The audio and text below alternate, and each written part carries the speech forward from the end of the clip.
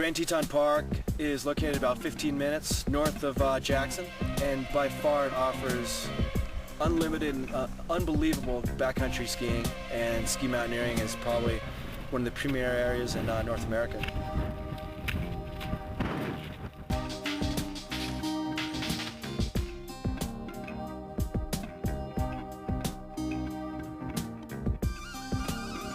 Grand Teton National Park is just a mecca for ski mountaineering. It really has all the resources and conditions that you're looking for, whether it's steep exposed faces to couloirs interrupted by cliff bands.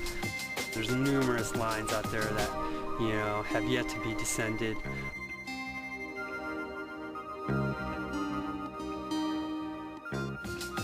Skier to skier is one thing because you have signs that tell you where you should stop and not go. If you ski a skier and make enough laps, you know what's around the next turn, what the snow is going to be like. For ski mountaineering, it's more you're getting around the mountains. The goal is not really to have the greatest snow or whatever, although it's nice.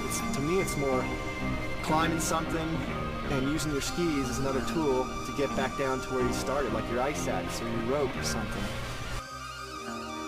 It's not really about the skiing. It's about being in the mountains, being in an exposed situation where you're really counting on your experience and your abilities to get you down the mountain. There's just nothing like it, you know, climbing up a peak and skiing down under your own power. I don't think people really realize, probably the Grand Teton they may understand that that's the highest peak. They see it all the time. They see it in pictures. They see it in brochures. To ski the Grand is the real deal for sure. I think it's a true test piece of North American mountaineering.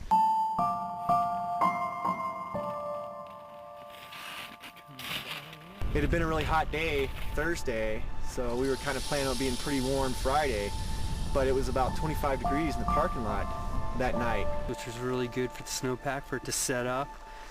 Slowly made our way, a nice kind of consistent pace up into Garnet Canyon. Started skinning probably around 12:30, and basically made really good time up to the lower saddle. Took about 3.5, 4 hours.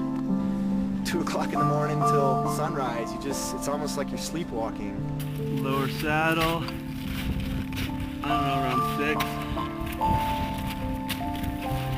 6. Windy and cold.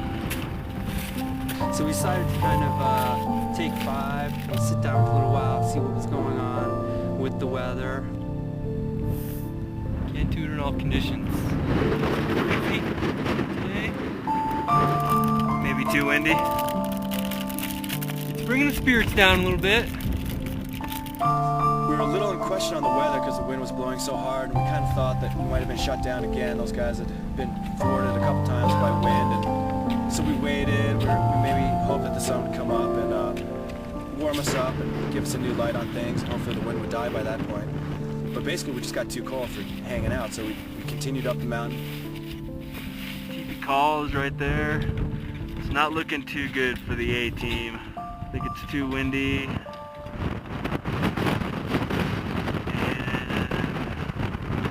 Sketchy with the wind up high. When you're tired, when you haven't slept all night, obviously, you really want to make sure you're making the right decision and not just be, I don't know, not following what you feel is right, or safe, I should say. Base of the Stettner, getting ready to rope up and grab the crampons, but we'll see about the weather. All of a sudden the wind really shut down, the sun came out, it started to really warm things up, so we decided to give it a go and put all the harnesses on, busted out the ropes, and started up the Stettner couloir.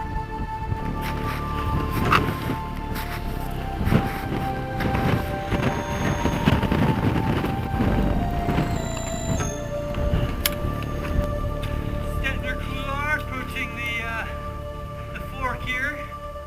Decide if you're going to do the Chevy or the upper Stettner.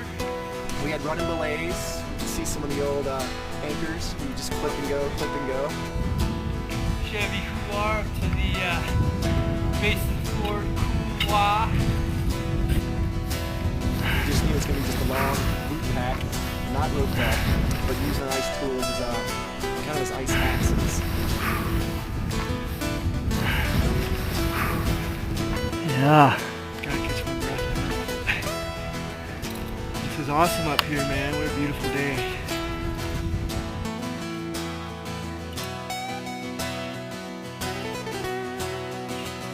This is our 4th attempt. Been shut down by wind the first 3. And today's attempt had a little bit of wind this morning.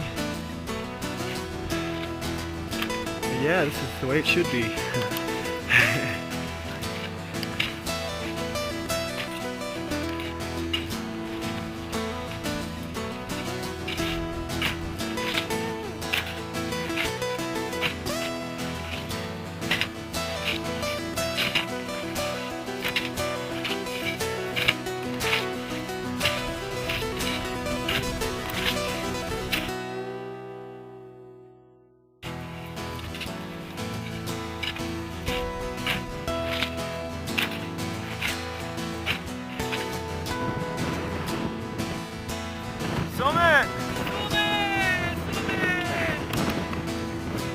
It's been a dream of mine for years, and just be able to make those first turns up the top and looking down at all the mountains around me is just awesome. It's like a dream come true for me. You know, I was definitely a little tired after having hiked up there, and I had pretty thin little skis on, and so I must say I stopped a few times and just checking it out, just to think of where you are. You're like, wow, look where I am.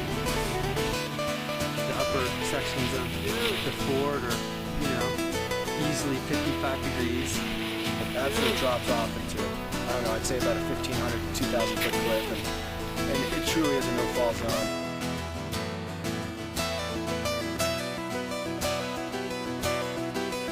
When you get to the bottom there, as you ski into the first hotel station, it's pretty exciting. It rolls over to, you know, 60 degrees, probably depending on, you know, what kind of snow there is in there. And you're just above the Chevy couloir, and you're feeling it right there for sure. I mean, you're definitely thinking it through. I guess after a couple times skiing, you're not always going to have the best conditions, and this was by far kind of the worst I'd ever seen it.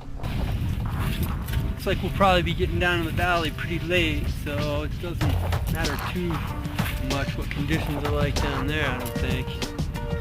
Just sort of survival.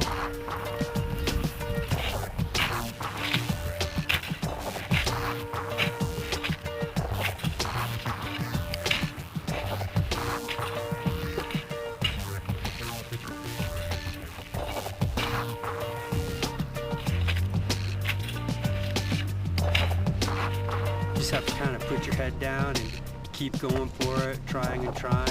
And you know, it was great to be up there with someone like John, who really knows the mountains well. It took us 20 hours from the car parking lot to the top of the Grand back to the car. I think the vertical, I was looking at my watch, is something like 8,000 or something. I mean, and that's because we did go up and down a little bit. It's totally incredible. People that live down here that haven't been up in the Tetons or seeing what we see it's quite amazing.